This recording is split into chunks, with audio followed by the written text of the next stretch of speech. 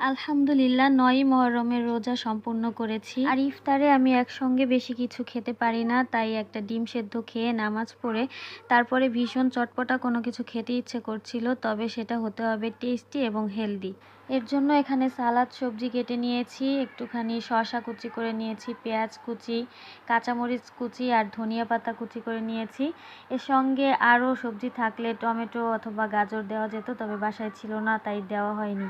অল্প কিছু ভাজা চীনাবাদাম দিয়ে দিলাম। এরপরে দিয়েছি সেদ্ধ করে রাখা ছোলা, সেদ্ধ করে রাখা আলু কিউব করে কেটে কেটে দিয়েছি। একটুখানি পিঙ্ক সল্ট দিয়েছি আর একটু টেস্টি হওয়ার জন্য একটু বিট লবণও দিয়েছি। আর দিয়েছি চাট মশলা, চিলি ফ্লেক্স আর তেঁতুলের পাল্প দিয়ে ভালো করে মিশিয়ে নিতে হবে। একটুখানি লেবুর রসও দিয়ে দিলাম জাস্ট ফর ফ্লেভার। এখন আবারও একটু ভালো করে সব কিছু মিশিয়ে নিচ্ছি। রেডি হয়ে গেল আমার টেস্টি এবং হেলদি ছোলার চাট।